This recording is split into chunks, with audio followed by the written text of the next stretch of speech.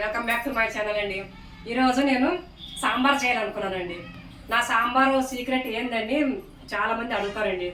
ఎవరంటే మా చెల్లెల కూతుర్లు, మా అన్న పిల్లలు వాళ్ళంతా నేను మా ఊరికి పోయినానంటే అత్తమ్మ పెద్దమ్మ సాంబార్ చేయండి బాగుంటుంది అని మా చెల్లెల కూతుర్లు అడుగుతుంటారు. మా అన్న కూతుర్లు కూడా అడుగుతూ ఉంటుంది, నీ సాంబార్ బాగుంటుంది, నీ సాంబార్ చేయి ఎలా ఉంటుందని. నా సాంబార్ సీక్రెట్ ఎలా ఉంటుందో ఈరోజు చేసి చూపిస్తాను రండి. ఇక్కడ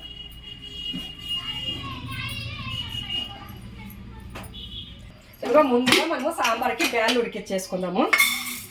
ఒక గ్లాస్ బియ్యం ఒక గ్లాసు కంది బ్యాళ్ళు వేసుకున్నాను అనమాట నేను. మాకైతే ఈ గ్లాస్ నిండా సరిపోతుంది అనమాట. మేము ఉండేది ముగ్గురమే ఉన్నాం కదా, ఈ గ్లాస్ నిండా సరిపోతుంది మాకైతే.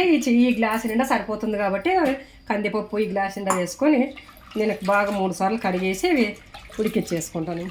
ఇదిగోని మనకు కావాల్సిన నీళ్ళు వేసుకొని కొద్దిగా పసుపు వేసి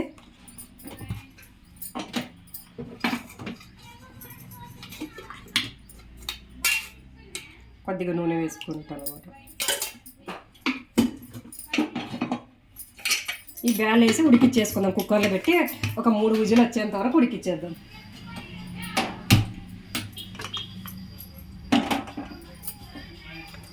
తర్వాత ఈ బాలెం పెట్టి మనకు దానికి కావాల్సినవి వేయించుకుందాం అనమాట.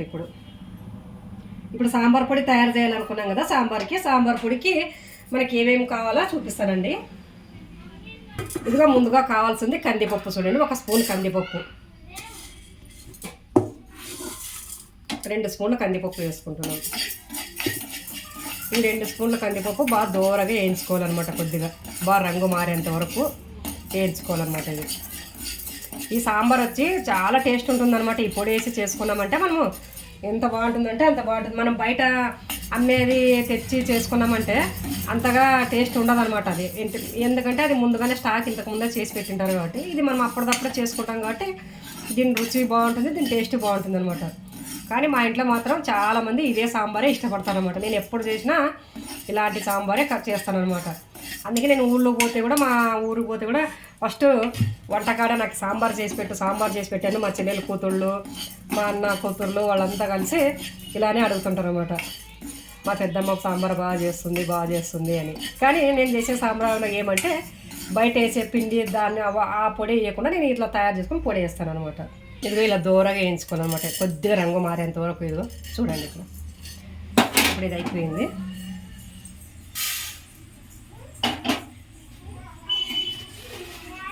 శనగపప్పు ఒక స్పూన్ అండి. ఇవి కందిపప్పు 2 స్పూన్లు అయితే శనగపప్పు 1 స్పూను.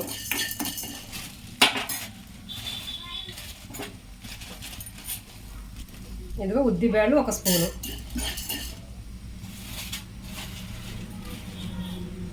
అర స్పూను మెంతులు.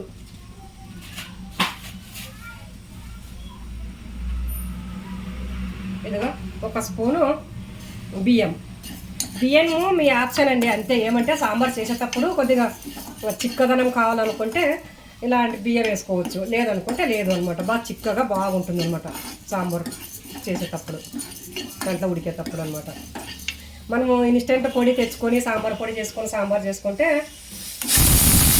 ఉండాలన్నమాట. అది అట్లాంటప్పుడు ఇలాంటివి ఎప్పుడప్పుడు మనకు కావాల్సినప్పుడు చేసుకొని పెట్టుకొని సాంబార్ చేసుకుంటే బాగా కమ్మగా టేస్ట్గా ఉంటుంది. చిన్నగా స్లిమ్లో పెట్టుకొని ఇది స్టవ్ చిన్నగా పెట్టుకుని దూరగా నిదానంగా వేయించుకోవాలన్నమాట. కొద్దిగా మనం విడిచిపెట్టినామంటే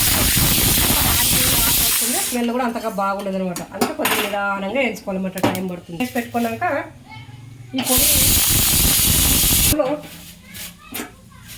2 స్పూన్లు కందిపప్పు వేసినాం కదండి, 2 స్పూన్లు కందిపప్పు, 2 స్పూన్లు ధనియాలు, 2 స్పూన్లు, మిగతావన్నీ 1 స్పూను. ఏదైనా కొలతలతో చేయాలనుకుంటే మీరు నేను చెప్పిన దాని కొలతలతోనే చేయండి.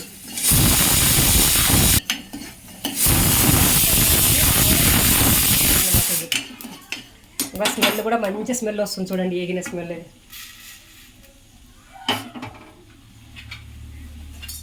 ఇప్పుడు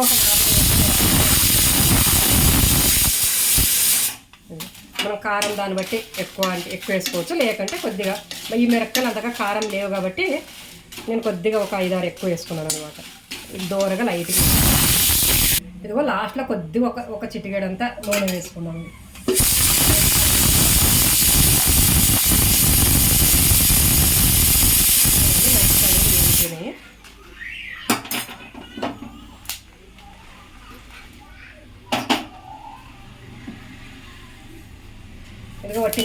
కొంచెం ఒక గుప్పెడంతా కరివేపాకు వేసుకుందామండి. పచ్చి కరివేపాకు, ఒట్టి కరివేపాకు ఉంటే కూడా మంచిది.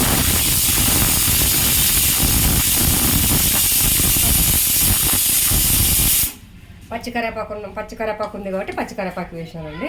ఇక్కడ పక్కన బ్యాలు ఉడికిపోయినాయి కదా, పప్పుకి బ్యాలు బంద్ చేసేసుకున్నాను కుక్కర్. మనం ఇవన్నీ వేయించుకునే లోపల అక్కడ పక్కన పప్పు ఉడికిపోయింది. సాంబార్ తర్వాత తాలింపు వేసుకుందాం. ఇదిగో కరివేపాకు కూడా వేగిపోయింది చూడండి. ఇలా అన్నీ సపరేట్గా వేయించుకోవాలన్నమాట. ఇదిగో చూడండి, ఒక స్పూన్ జీలకర్ర, ఒక స్పూన్ మిరియాలు, ఇదిగో కొద్దిగా చెక్క మొగ్గ అంటాం కదా, పూత అనమాట. ఇదిగో ఒక 4-5 లవంగం, కొద్దిగా చెక్క లవంగాలు, పూత, జీలకర్ర, మిరియాలు, ఇవన్నీ మసాలా దినుసులు అనమాట. ఇవన్నీ కొద్దిగా చిన్నగా దూరగా వేయించి వేసేసుకుందాం దీంట్లో.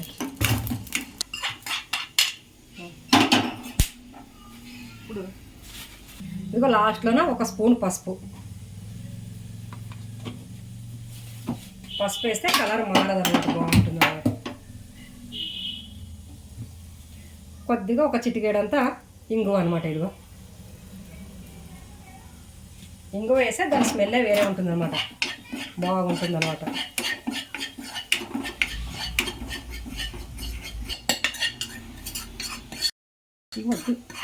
ఇదిగో కొబ్బరి ముక్కలు కూడా కొంచెం కొబ్బరి కూడా వేసాను చూడండి.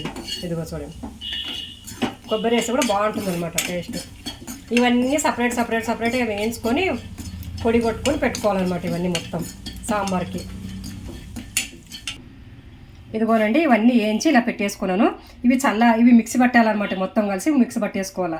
అంతలోపు ఇవి చల్లారే లోపల మనం సాంబార్కి తాలింపు వేసుకున్నాం రండి.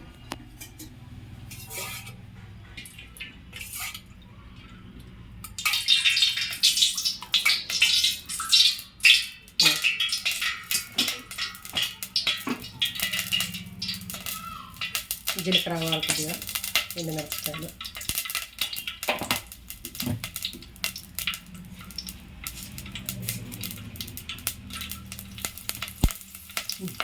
ఇదిగోనండి సాంబార్కి కావాల్సినవి అన్నీ కడిగి ముందుగానే తరిగి పెట్టేసుకున్నానండి మొత్తము. ఇదిగో టమోటాలు, ఆలుగడ్డలు, వంకాయలు, ఉల్లిగడ్డలు, మునక్కాయలు, క్యారెట్లు అన్నీ కడిగేసి శుభ్రంగా మొత్తము ఇలా కోసి పెట్టేసుకున్నానండి మొత్తం. ఇలా తాలింపు వేసుకున్నాం.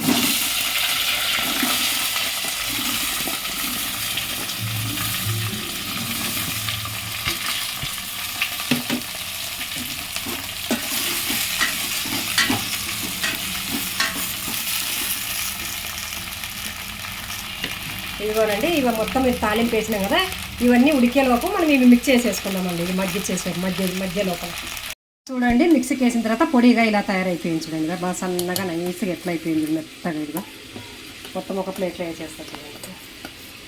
ఈ పొడిని మనము బాగా స్టోర్ చేసుకుంటే ఒక 6 నెలలైనా కూడా ఉంటుంది. మనం అన్ని రోజులు అవసరం లేదనుకుంటే ఒక నెల రోజుల వరకన్నా ఒక గాజు సీసాలో పెట్టుకొని, స్మెల్ పోకున్నట్లు గాజు సీసాలో పెట్టుకొని ఫ్రిడ్జ్లో పెట్టేసుకున్నామంటే ఒక నెల రోజులైనా కూడా బాగుంటుంది అనమాట. కొంతమంది ఎప్పుడు చేసుకోలేము అనేవాళ్ళు ఎక్కడ పార్సల్ పంపించాలనుకుంటే ఒక 6 నెలలైనా కూడా ఏం కాదనమాట, స్మెల్ పోదేమో. ఏమంటే గాజు సీసాలో స్టోర్ చేసుకోవాలన్నమాట. ఈ పొడి వచ్చి బిసిబెళ్ళబాత్ కూడా వాడుకోవచ్చు అనమాట. చాలా టేస్ట్ ఉంటుంది అనమాట, బాగా గుమ్మగుమ్మలు ఆడిపోతుంది, బాగా టేస్ట్ కూడా బాగుంటుంది. ఏమన్నా ఎప్పుడైనా బిసిబెళ్ళబాత్ అర్జెంటుగా చేసుకోవాలన్నప్పుడు ఈ పొడి వేసుకొని కూరగాయలు వేసుకొని చేసేసుకుంటూ కూడా బాగుంటుంది అనమాట. ఇదిగా అయిపోయింది. ఇంకా సాంబార్ చూద్దామండి. ఇంకా కూరగాయల మగ్గినైనా చూద్దామండి. ఇంకా చూడండి, కూరగాయలు ఇలా మగ్గిపోతున్నాయి. ఇదిగా అంత లోపల మనం ఇక్కడ బ్యాలు ఉడికినాయో చూసేసుకున్నాం. ఇదిగో బ్యాలు మొత్తం ఉడికిపోయినాయి.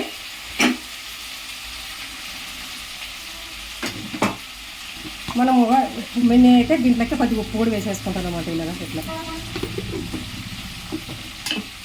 వేసి పప్పు గుత్తే ఇలా రామేసుకుందాం. ఇదిగో పప్పు అంతా మేము మొత్తం ఇలా రుద్దేసుకున్నాను. ఇది చింతపులుసు కూడా దీంట్లోకి వేసుకుంటున్నాను. ఇదిగో చింతపులుసు చూడండి, ముందుగానే నానపెట్టేసుకున్నాను. దీన్ని మనకు కావాల్సినంత ఎంత కావాలో అంత తగినంత చింతపులుసు వేసేసుకున్నాం దీంట్లో. ఈ సాంబార్ మాత్రము చాలా టేస్ట్ ఉంటుందండి, అసలుకి సమ్మగా ఉంటుంది. అసలుకి తినాలనిపిస్తుంటుంది అనమాట. ఇంకా మనకు కావాల్సినవి నీళ్ళు వేసేసుకున్నాం దీంట్లో, మనకి ఎంత కావాలో అంత. వేసుకొని దీంట్లో పోసేసుకున్నాం. కూరగాయల మధ్యనే కదా, ఇప్పుడు దీంట్లో వేసేసుకున్నాం.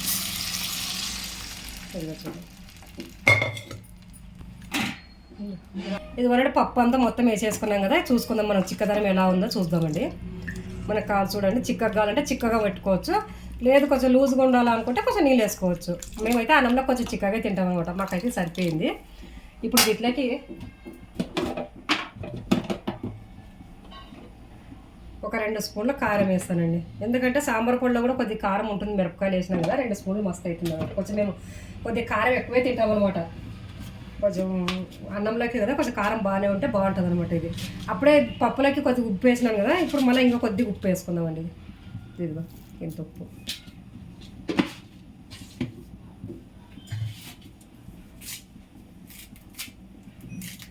ఇదిగో కరివేపాకు,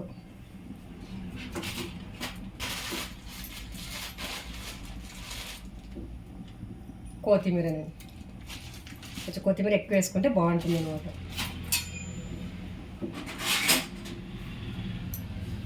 ఈ సాంబార్ పొడి ఉంది కదా, ఇప్పుడు ఇది ఉడికేటప్పుడు ఇప్పుడు ఒక 2 స్పూన్లు వేసుకుంటాను చూడండి సాంబార్ పొడి. ఇది మళ్ళీ ఎక్కువ వేసుకుంటే సేద వస్తుంది అనమాట, 2 స్పూన్లు మస్తుగా అవుతుంది అనమాట. ఇది అంతే. ఇంక ఇవన్నీ వేసేసి ఇదిగో కొద్దిగా బెల్లం కూడా వేస్తానండి, మేము బెల్లం కూడా వేస్తామన్నమాట. కొద్దిగా ఒగురు లేకున్నట్లు బాగా తీయగా పుల్లగా టేస్ట్ బాగుంటుంది అనమాట. అంతే అండి. ఉడికింది లేదో చూద్దాం రండి. ఇప్పుడు చూడండి మొత్తం పర్ఫెక్ట్గా ఉడికిపోయింది సాంబార్. ఇదిగో చూడండి, మునక్కాయలు కూరగాయలు అన్నీ ఉడికిపోయినాయి చూడండి. ఇదిగో సాంబార్ చూడండి, వాసన కూడా స్మెల్ కూడా ఎంత బాగా వస్తుంది, గమ్మ అంటా ఉంది. ఇదిగో ఈ స్మెల్తోనే కడుపు నిండిపోతుంది అన్నమాట వచ్చి.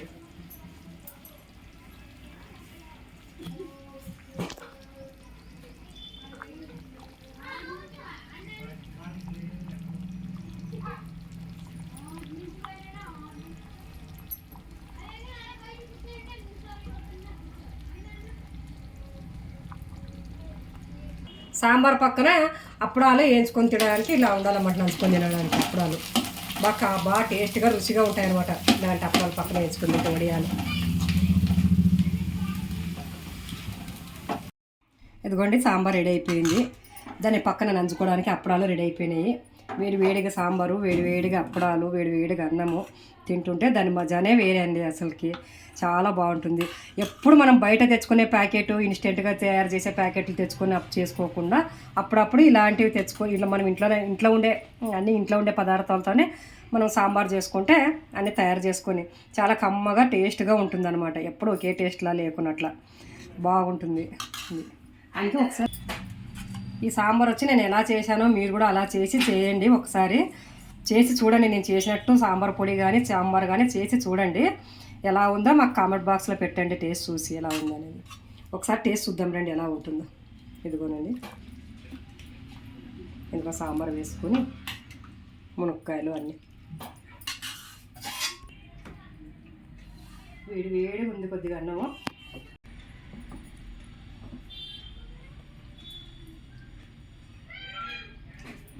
కమ్మగా ఉందండి, ఎంత టేస్ట్ ఉందంటే అంత టేస్ట్ ఉంది.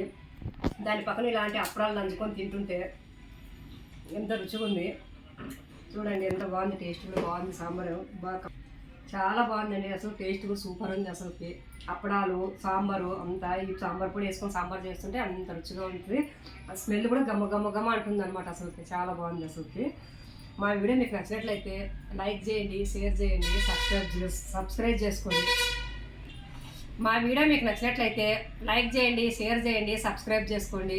అందరూ సబ్స్క్రైబ్ చేసుకోండి. మీరంతా సబ్స్క్రైబ్ చేసుకుంటుంటే లైక్ చేసుకుంటే మాకు కూడా కొద్దిగా ఇంట్రెస్ట్ ఉంటుంది అన్నమాట చేయడానికి. మాకు కూడా కొంచెం కొత్త వేరే వెరైటీలు ఏమైనా చూపించాలని. కాబట్టి అందరూ కలిసి సబ్స్క్రైబ్ చేసుకోండి, సపోర్ట్ చేయండి.